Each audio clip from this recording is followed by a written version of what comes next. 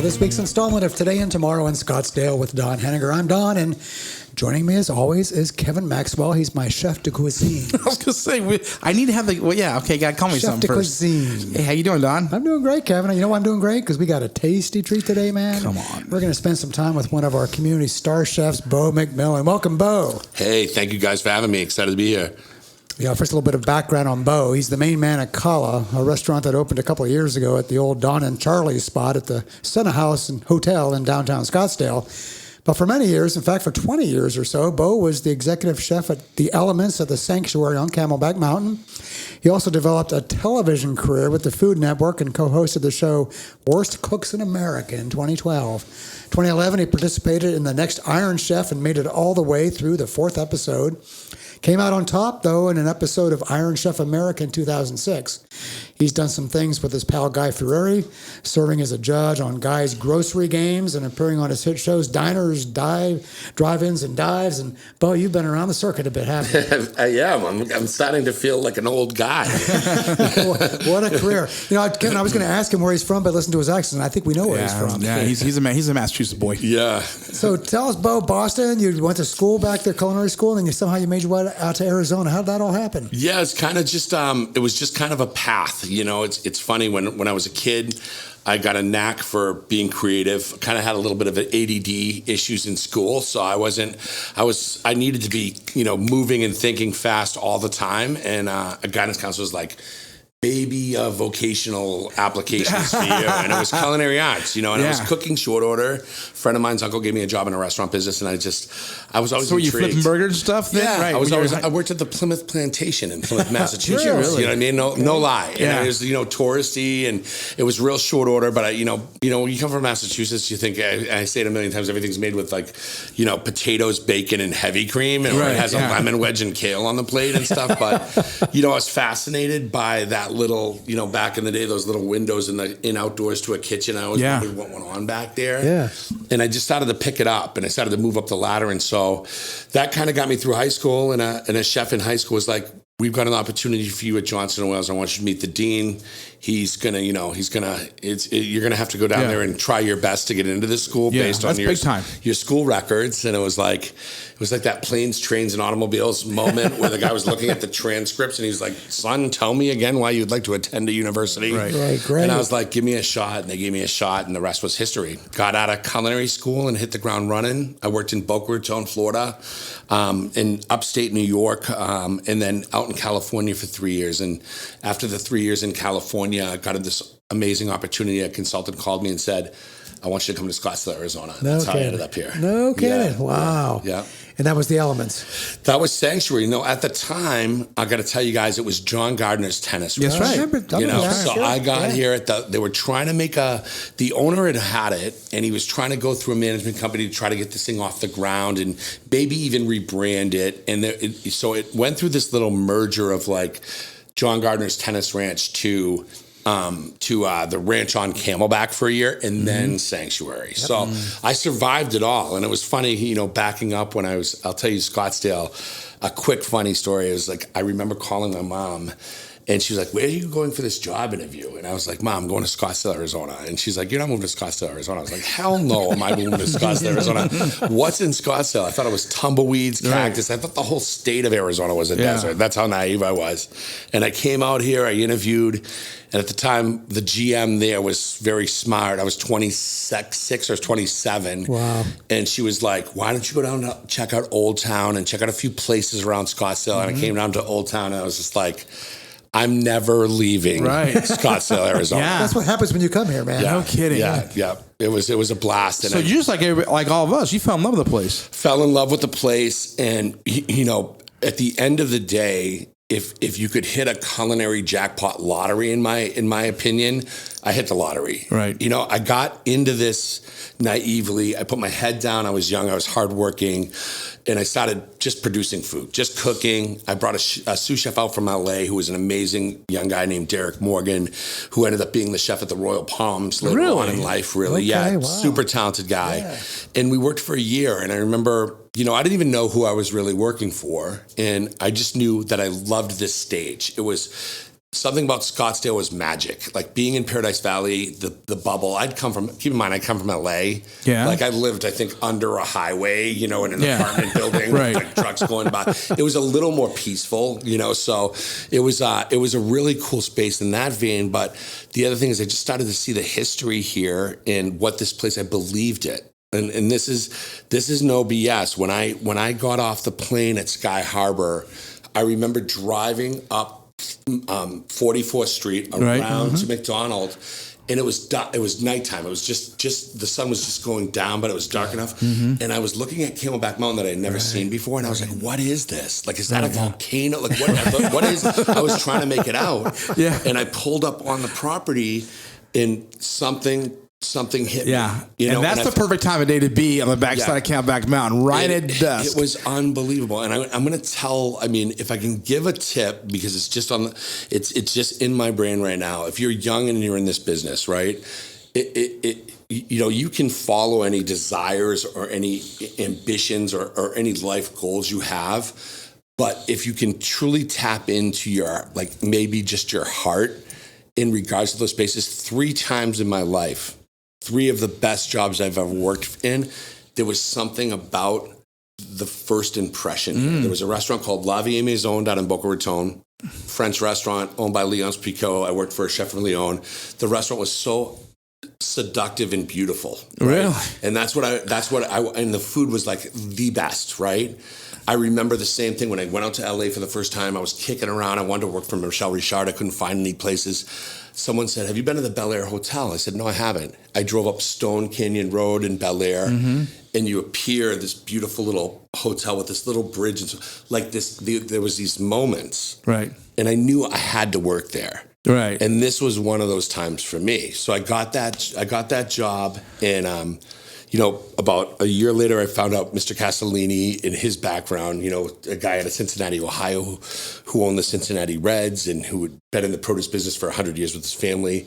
He looked at me and he said, "Oh, I've got good news and bad news."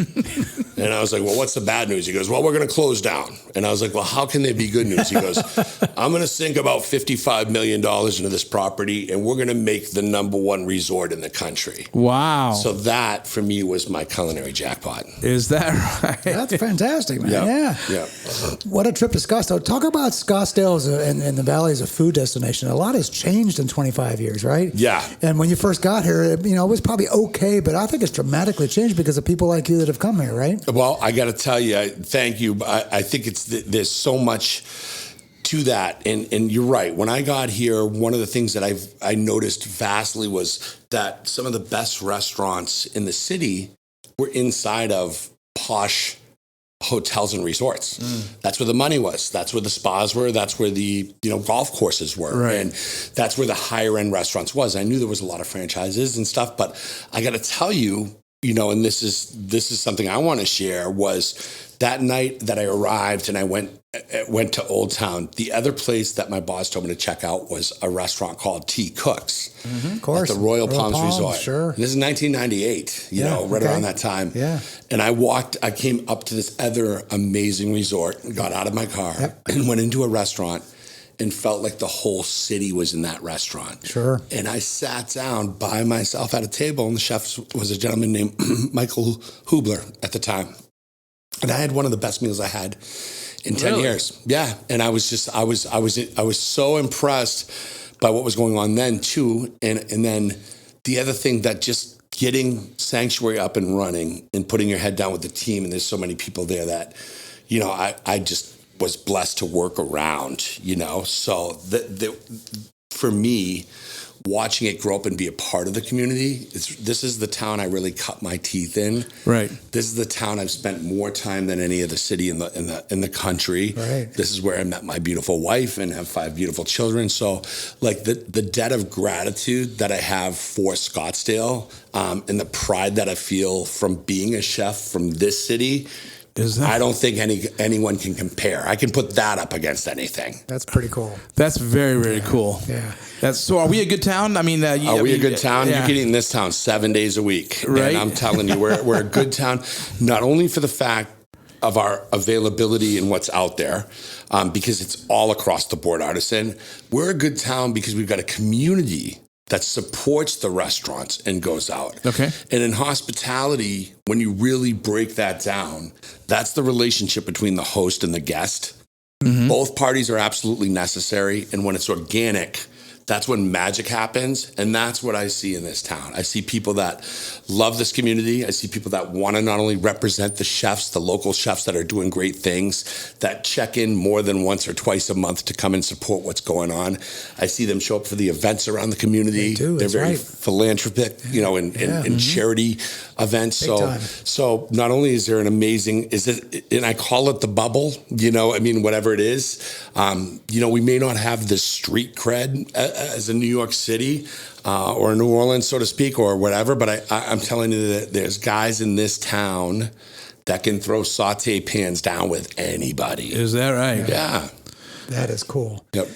So name some of them, because we got a big roster of people. I can think of a couple names come to mind of guys and gals that have been here for a long time, like you. Mm-hmm. Did you sort of serve sort of form a little fraternity, if you will? You guys talk to each other, kind of get together, share notes. Yeah. You're brothers and sisters, right? You do. And to that being said, another thing that I highly noticed, because I've worked around the country, in LA, the name of the game was you scratch my back and I'll stab yours. At least that's what it felt like.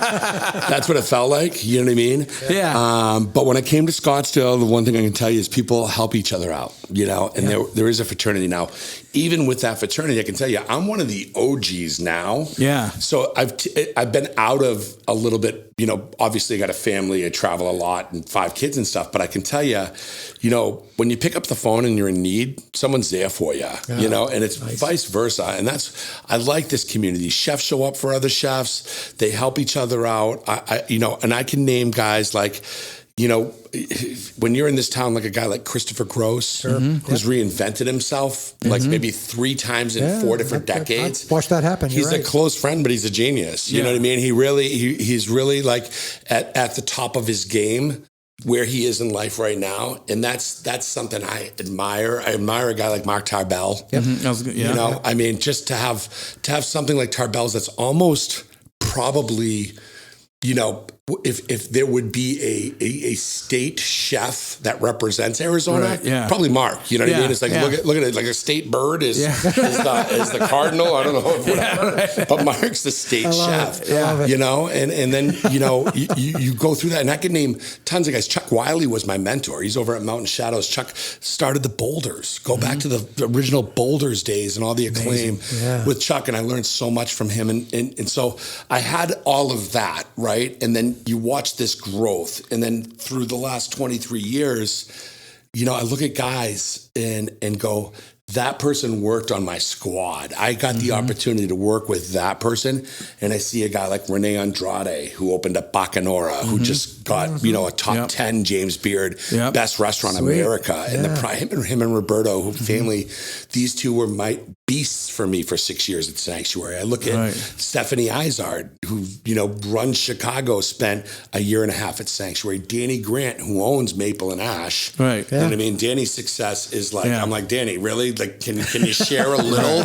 I mean, I cooked with you for, whatever. Right, so you have these things. So it's just like, that's one thing for me, the pride in knowing and the culture and in the community, and so I really, I look at guys like Chris Nelson. Do you know Nelly from Nelson's Meat and Fish? No. He's the best fishmonger in the country. Like, I mean, this guy sources products and has... Here in town? Here in town. You can drive right down Indian School. I believe it's Indian School. We're going to have to do it, but it's Nelson Meat and Fish. He's opening up a second location. But you're going to go in there and he's going to have clams from Rhode Island. He's going to have the best swordfish from the Flemish Cap or wherever he's going to have the most quality stuff. He does lobster rolls on Wednesday. Really? Until he runs out. Like, it's not only a little beautiful fish market, but he's a talented chef. I bring him to events when I want him to go for his oysters and his certain stuff, but that's in our backyard. That's right here. Nelson, remember that? Yeah. I'd be on my list now. Yeah, that's great. So, so you know Charlene? I do know Charlene, of course. Charlene, I was talking about Charlene the other night. In fact, just about a couple of dishes. Charlene, I did an event with Charlene. We're talking Charlene Badman, by the way. Yeah, in case you know. And Donald Hawk was there, and two other chefs that I haven't been down to Valentin yet, down in Phoenix, but I want to go so bad because I've heard so many great people talk about it.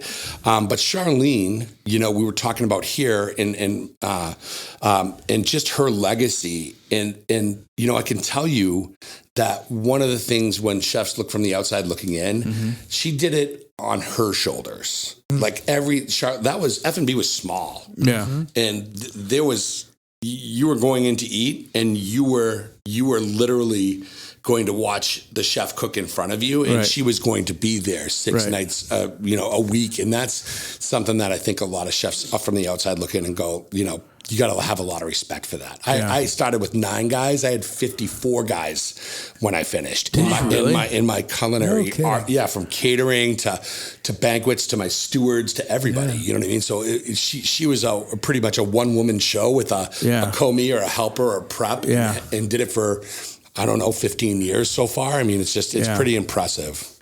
That's great. What amazes me is all the mentoring you've done all these years. And I hear you talk with such pride about the people you've worked with who worked for you, then they've gone on to do their own thing. I think mentoring people like that's got to be an amazing character. Yeah. It's like when you look at things, I think in life, I'd be lying if I tell you I didn't have my personal ambitions, right? There was really goals in life that I wanted to have. I mean, if you wrote a career objective for me, on a piece of paper, and one of my mentors, it would be beautiful people, beautiful places, beautiful food. Like that's really where the line drawn. The TV stuff, never a goal. Like honestly, happened randomly. I got asked, I went on.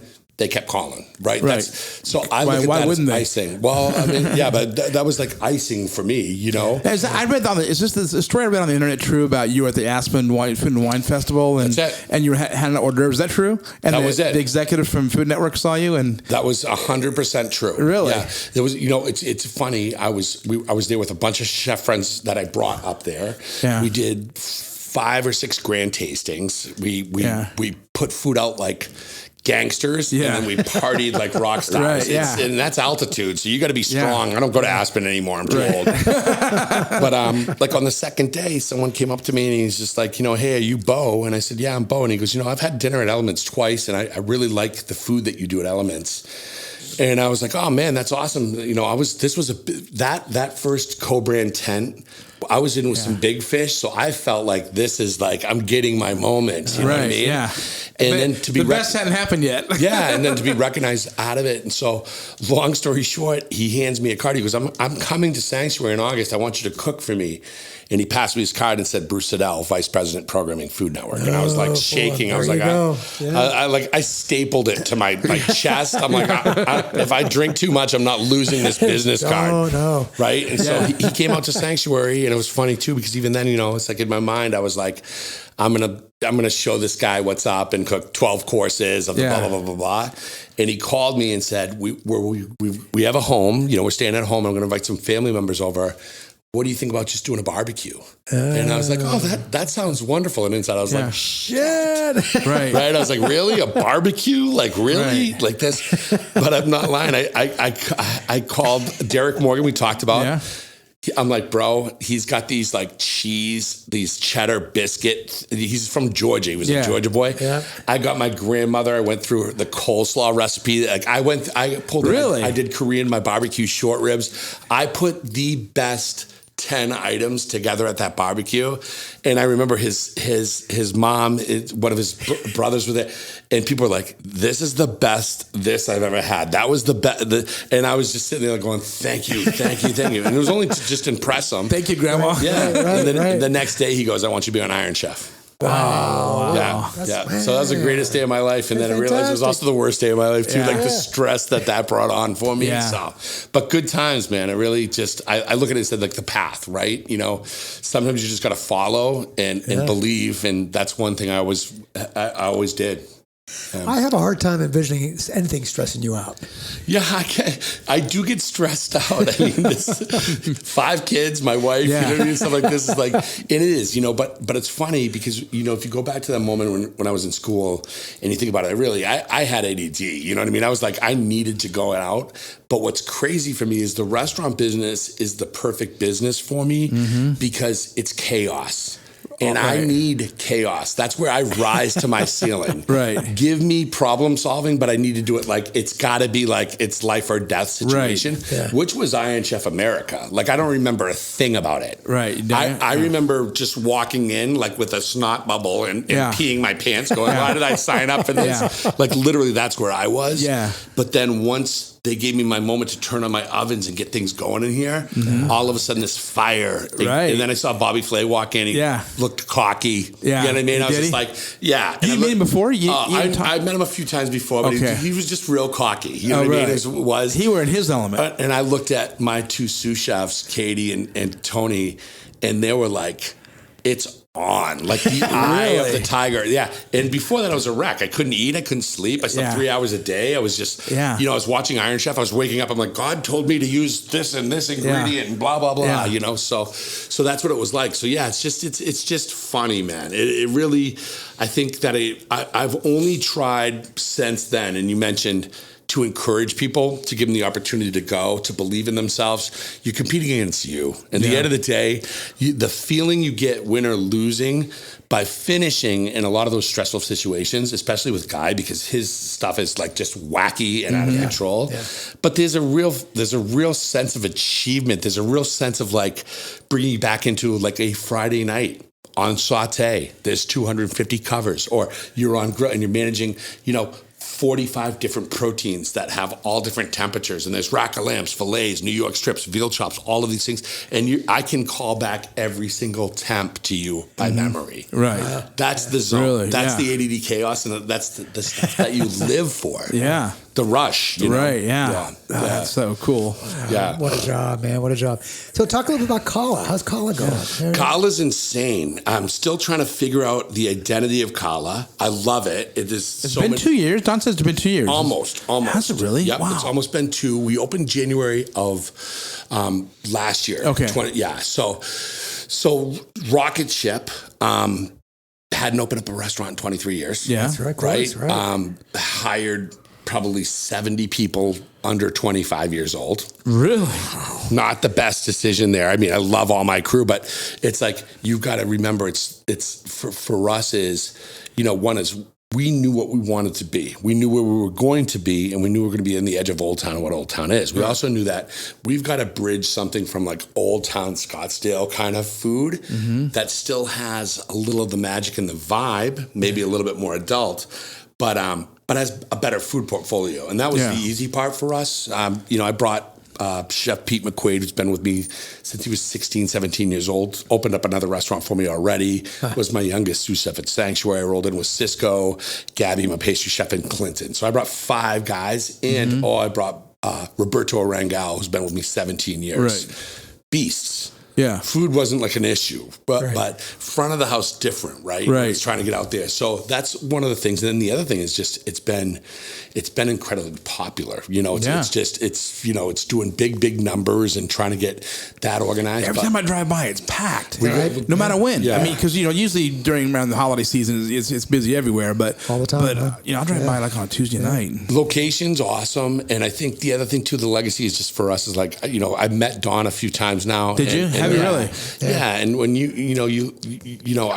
I wanted to leave Sanctuary and open up a bunch of places, but I just didn't want to go do one. But if you're going to open up at a place that had a 45-year run in this community, work your butt off, and that's what we're doing. We're just trying to get better every day. We want to make that place special. The hotel, Senna House, has been great. It's a killer location for people to come, and really it's just Cala's fun. Yeah. I mean, it's vibey. It's almost like the vibe kind of dictates what you're looking for there, and then the service and food come around that. Well, talk about the food strategy. You talked about balancing the need between Old Town and more of an adult menu kind of deal. How does that play out into your food strategy? Yeah, it's a great question. I think one is to that is we want to serve really quality ingredients. we source quality ingredients, but where Cala fits in with the name, right, is really tapping into Mediterranean riffs, you know what I mean, and stuff. And it could be Greek, it could be Italy, it could be Spain, it could actually be Mexico, it could be, you know, whatever we want to do there.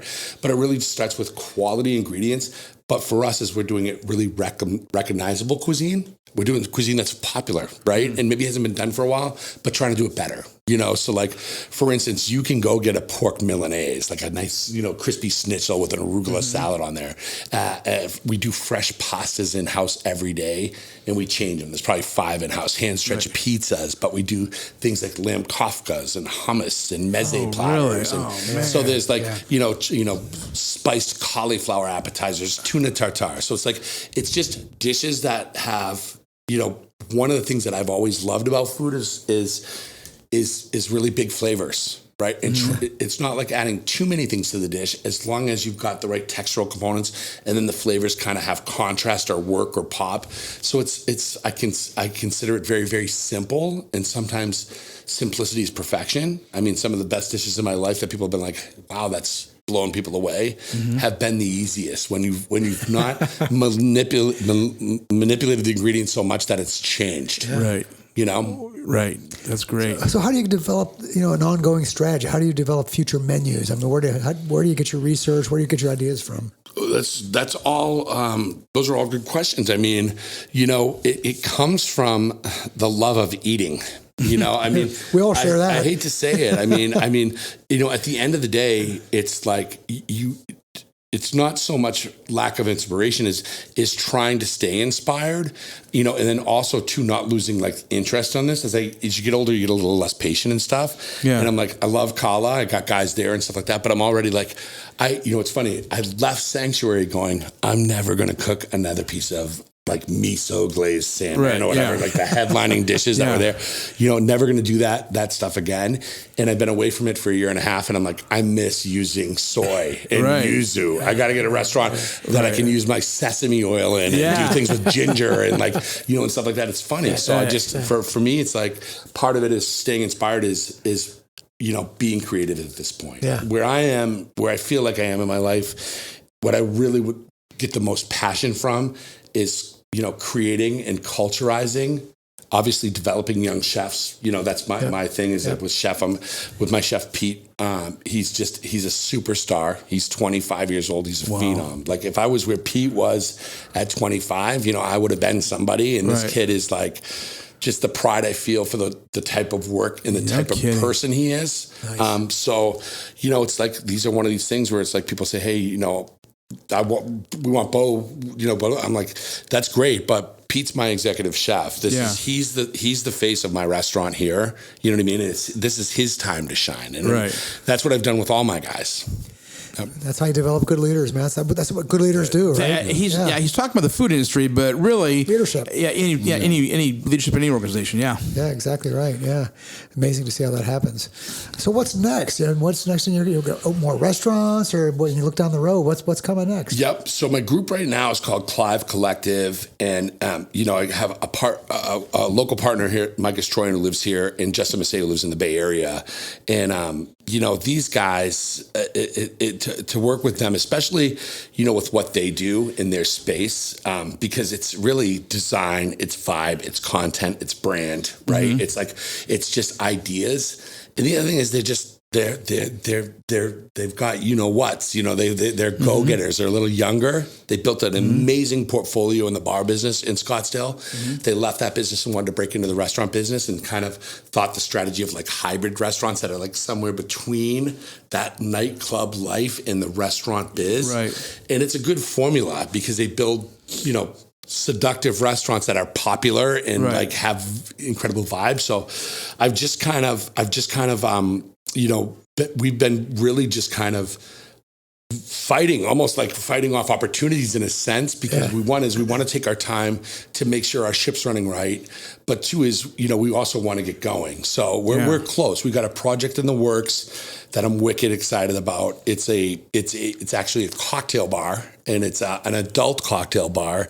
and it's kind of a reverse speakeasy. And so it's going to be something that you're going to want to tell your friends about and be to go in and do it. And we're going to do it really elegant with some class, with some good partners, and it's going to be in a really rad location. And I can't give up too much. No. It's a little north in Scottsdale, but it's in Scottsdale. Okay, Keep it in Scottsdale, man. That's right. I'm excited about that. And then there's also a few other little projects in the works that we're kind of kicking over because. It's time to do a few things. Yeah. I love it, man. I love it. Yeah. What a great time for being Scottsdale. Yeah. The food industry. I always knew it was here. Yes. Well, we experience it here because it's getting better and better. Consumers, we eat it here. You can tell over that. I've been here for 40 years. Yeah. It's a world of difference now. I got friends in Massachusetts that call me. They're like, "So you like it out there, huh?" I'm like, "Bro, I've been here for 23 years. Like, come out and visit. It's nice." Yeah. Come on, visit. You'll stay too. Yeah. That's fantastic. Yeah. Great time. Kevin, more questions for Beau before I mean, we could be here all day because these are great stories, and I want to hear them. But thanks for coming on. I mean, I remember coming here in '96. Well, also before that, but in '96 when the first Super Bowl came, we talked about this before, right? I just remember reading something. Somebody wrote something. I don't know what it was. Like, Scottsdale's, it's not a good food town. It's like we're gonna put up with it. Let's have fun and drink and party, but there's no place to eat there. Yeah, and I'm like that. Nobody writes that anymore, man. No, they don't. Yeah. They don't write that anymore. You brought up something about the James Beard House. Yeah. So earlier, and it was just kind of a good subject in regards to what's going on in the James Beard House. But I can tell you this right now. One of the things that is saying to me that's been one of the biggest discouragements about James Beard, unfortunately, and behind it in the antics is Kevin Binkley. Oh, yeah. Because Kevin Binkley, I've eaten at Kevin Binkley's spot, and I've eaten in many James Beard award-winning chefs' restaurant, and this guy's restaurant literally has blown them out of the water. Is that right? Yeah. So that's one of the things for chefs when you look at a guy who's literally put it down in his restaurant for the last 15 years. Yeah, that's right. Is doing Michelin star experiences for our city and for our guests right here. Right, yeah. And he's getting passed up. The other chefs around are like, it's time. You know what I mean? Right? Yeah, it's time. Yeah. He Kevin's the type of guy that if you invite him to come do something, he's like, "Beau, I would love to do that with you, but I'd have to close my restaurant that night because I can't have my restaurant open and not be there." Really? That's Kevin. Wow. Yeah. That's wow. Wow. So he's going to get one, and then maybe I'll go back to loving what James Beard is all about. Yeah, right. Yeah, I felt the same way about Steely Dan. Steely Dan and the Grammy Awards, man. Right, think about it. Yeah, it's a great band. Yeah. I was like, until that's a whole story about Walter Fagan. But anyway, exactly. Yeah, well, great stories, and we'll keep an eye on Binkley. That's for sure. Yeah, awesome. And, that's fantastic. Kevin, any other questions for Beau? No, this was wonderful, man. I've been waiting so long to get Beau on here, and this was the most fun I've had. This was fantastic, and I love it. I love your passion for what you do, but also your passion for Scottsdale. Right on, Ton. Love it. That's fantastic. Beau, thanks, man, for being with us today. Thanks for all that you do and putting Scottsdale front and center on the culinary map. And to our listeners, please share your podcast, particularly this one. It was a good one. Yeah. So make sure to share this one. And then we look forward to seeing you for the next edition of Today and Tomorrow in Scottsdale.